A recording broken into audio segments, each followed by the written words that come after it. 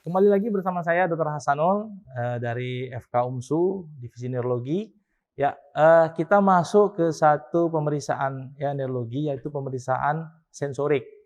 Ya, kita sudah bahas yang segmen yang lalu tentang pemeriksaan motorik.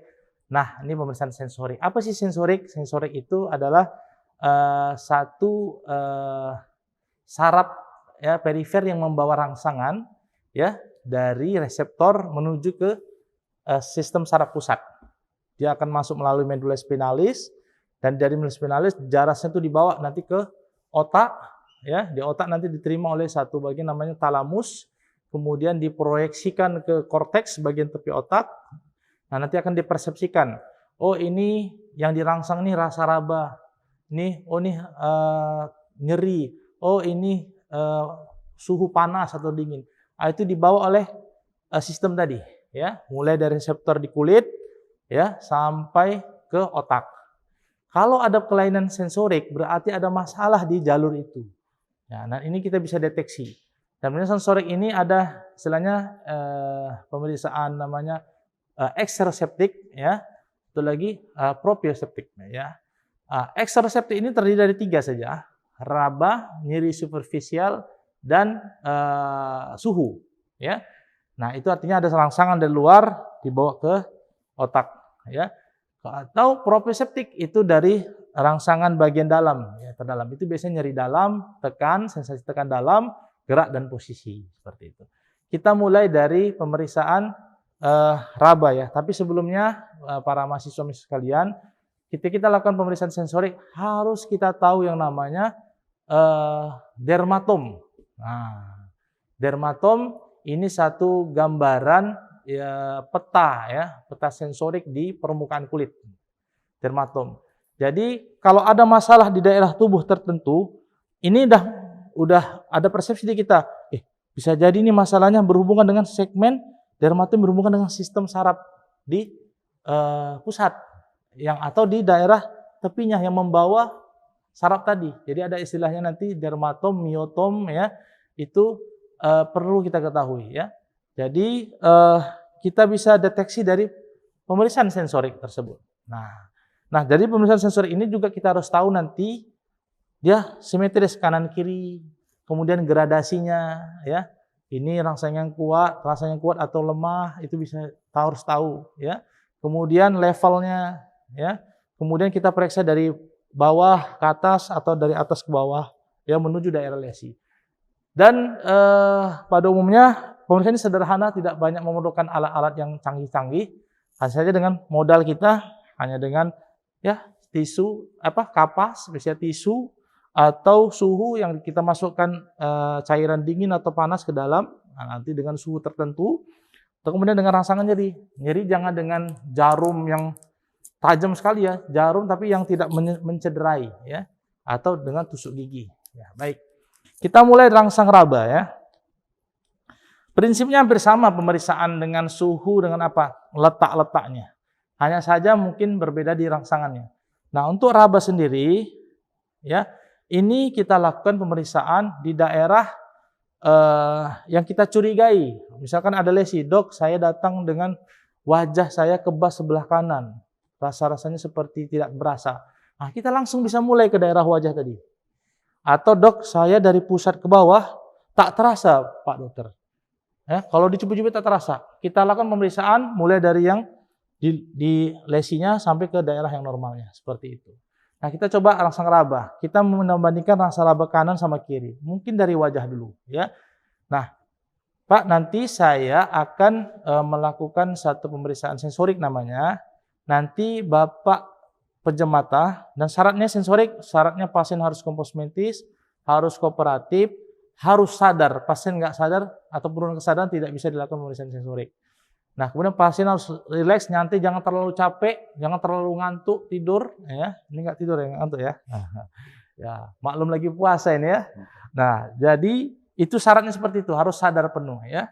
Nah, kemudian kita rangsang nanti raba tuh ke daerah kulitnya, dan kita sampaikan ke pasiennya, ini apa yang terasa? Apa yang terasa? Ya gitulah bahasa Medannya, apa yang terasa gitu ya. Nah, coba Pak pejam mata ya. Oke, ini terasa apa? Oke. Ini? Oke. Kalau yang ini kita ganti dengan yang lain. Pasang nyeri atau panas, dingin? Oke, ya. Kita samakan kanan kiri, kanan kiri. Ini terasa? Terasa apa? Ini? Sama. Nyeri juga. Sama nggak kanan dengan kiri? Sama? Sama. Oke. Raba juga. Tapi jangan kasih taunya pas ini raba. Ini terasa apa? Raba, nyeri, ya. Oke. Sama nggak kanan sama kiri? Sama. Sama ya. Oke. Sama juga bagian ekstremitas bawahnya. Ini terasa? Terasa apa? Raba. Oke. Ini? Raba. Sama kanan sama kiri? Sama. Sama. Oke. Terus sampai level ke bawah, ya. Terus sampai ke bawah, sampai kiri, sampai sini. Terasa? Sama. Nih, kanan kiri? Sama. Sama. Itu kanan kiri. Bisa juga atas bawah. Ini misalkan kasus pada, izin ya Pak, kita buka sedikit. Pada kasus ya, misalkan ada kasus kelumpuh kedua kakinya. Tak bisa digerakkan, mati rasa. Terjadi secara perlahan-lahan. Nah, kita curiga ada masalah di sensoriknya. Ya.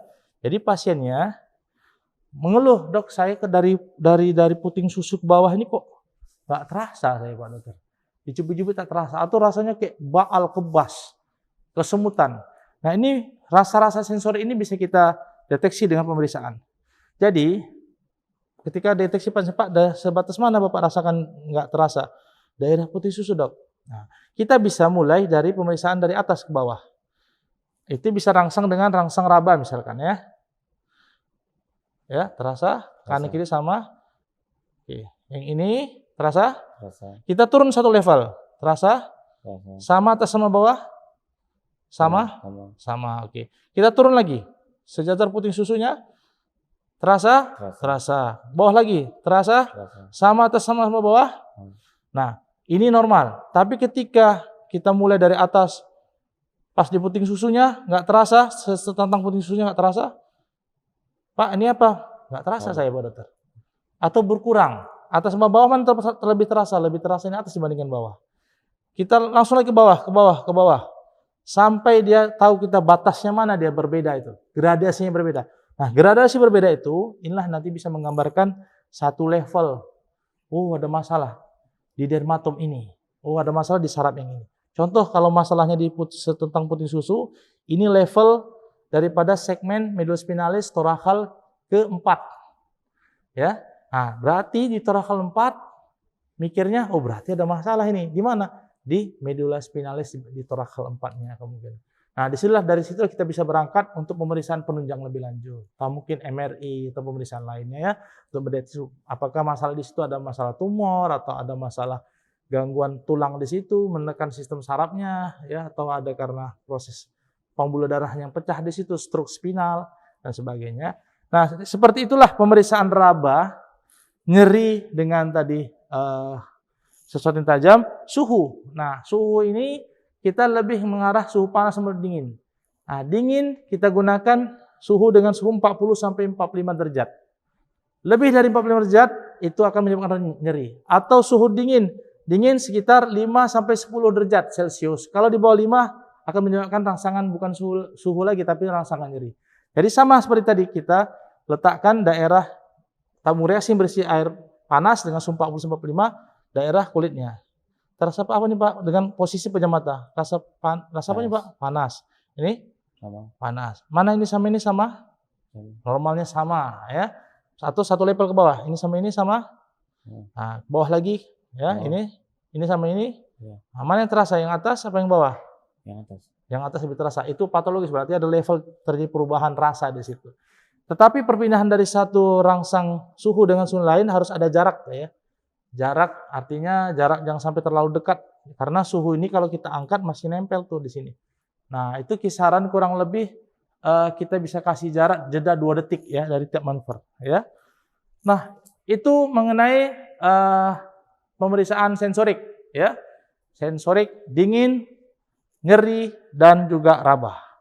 Kemudian yang proprioseptik. Nah, proprioseptik ini adalah dengan kita mengetahui getar ya, getaran, vibrasi, ya, vibrasi, posisi, kemudian sensasi tekan dalam, sensasinya di dalam. Kita mulai dari gerakan dan posisi. Nah, gerakan posisi kita tidak banyak menggunakan alat, hanya tangan kita sendiri. Nah, kita minta pasien untuk mendeteksi posisi mana yang kita lakukan, kita sentuh. Biasanya pasien tetap dalam keadaan sadar, penuh, tutup mata. Kemudian pasien, nanti kita minta, Pak, ini saya nanti pegang salah satu jari Bapak. Bapak tentukan ini, jari mana yang saya pegang. Kalau jari jempol itu jari 1 namanya, tunjuk jari 2, ya, jari 3, dan selanjutnya sampai jari kelingking jari 5. Bapak pinjam mata, jari mana yang saya pegang? Oke Pak, ini jari mana yang saya pegang Pak? Tunjuk. Nah, ingat cara megang seperti ini, bukan seperti ini, kanan kiri, dan jangan bersentuhan dengan yang lain. Ini jari mana Pak? Jempol. Ini jari mana? Tengah. Oke, atau jari ketiga. Nah, kemudian berarti pasien bisa mendeteksi. Kemudian kita gerakkan atas bawah. Ya, kira-kira 1 sampai 2 derajat. Ini geraknya atas apa bawah, Pak? Saya ulangi, atas apa bawah? Geraknya? Saya ulangi, ini gerakan ke atas apa ke bawah? Bawah. Ini gerakan ke atas apa ke bawah? Atas. Atas, ya. Itu berarti gerak dan posisi pasien normal. Ya, pada kasus tertentu dia tidak bisa mendeteksinya. Kemudian getar atau vibrasi. Getar vibrasi itu adalah dengan garpu tala yang dengan tipe 128 Hz atau 256 Hz. Tapi yang ada kita 128. Baik, nah kita bandingkan antara kita dengan pemeriksa dengan kita. Di mana kita letakkan? Di daerah tonjolan-tonjolan tulangnya. Bisa di daerah olecranonnya, claviculanya, atau sternumnya, ya, atau styloidoisnya, ya, atau di daerah malleolusnya, ya. Kita ambil di daerah malleolusnya, ya, medialis, ya. Nah, kita bandingkan ke kita dulu, punya kita, ya. Oke. Nah, biasanya kalau kita bunyikan, kita ketuk ini, ya ada getaran muncul, ya. Atau kita petikkan, akan getaran muncul. Nah, atau di tulang styloidusnya. Terasa apa nih Pak? Tetap pinjam mata? Tidak. Ada terasa? Ada. Nah, apa? Getar. Getar. Oke. Nah, seperti itu. Tapi bandingkan dengan kita. Seperti ini ya. Ada rasa Pak? Ada. Nah, kalau menghilang bilang ya Pak. Nah, hilang. Ya. Nah, kita bandingkan dengan punya kita. Ya. Oh, hilang. Berarti sama. Berarti ini masih normal. Tapi pastikan ya kita sehat. Ya. Seperti itu. Bisa di tulang ini, sternum, ya, tulang malleolus, ya, tulang yang lateral atau medialis, ya, atau di olecranon, silakan. Tonjolan-tonjolan tulang. Ya. Nah, kemudian kapan dikatakan dia abnormal? Kalau lebih dari 10 detik sudah hilang. Ya, lebih dari 10 detik sensasinya itu getarnya hilang, maka kalau masih merasakan di atas 10 detik itu abnormal namanya, ya. Masih merasakan sensasi getar di atas 10 detik itu abnormal, ya. Atau bandingkan dengan pemeriksa. Kemudian sensasi tekan. Sensasi tekan ini kita melakukan penekanan pada tendon dan otot, ya. Nah, misalkan kita otot bicep atau tricep, kita tekan, tanya pasien, ini otot yang mana saya tekan, ya. Bapak pinjam mata, oke. Otot mana? Sebelah mana, Pak? Lengan. Sebelah mana, kanan atau kiri? Kanan. Kanan, ya. Lakukan penekanan, ya. Ini kiri. Iya, baik. Sama juga bicep, tricep yang mungkin familiar ototnya. Sebelah mana, Pak? Kanan. Oke. Kiri. Oke. Tekannya hanya tekan sensasi tekan tekan yang jangan sampai mencubit, ya. Ya. Kalau mencubit itu sudah nyeri dalam nanti. Kalau kita cubit, nah itu nyeri dalam, ya, meremas otot tendon, ya. Sama pemirsanya, teremas ototnya, kita cubit sedikit. Apa rasa Pak? Nyeri? Nyeri? Ya. Nyeri. Nah, sebelah mana? Kanan. Kanan. Oke, sama bandingkan kanan kiri, ya. Itu namanya gerak sensorik untuk yang proprioseptik, ya. Antara getar, gerak, vibrasi, ya, kemudian nyeri dalam, sensasi tekan dalam, seperti itu. Nah, itulah mengenai pemeriksaan sensorik, ya. Oke, mudah-mudahan bisa difahami dan menjadi satu ilmu yang merefresh kita tentang pemeriksaan neurologi ini di pemeriksaan sensorik.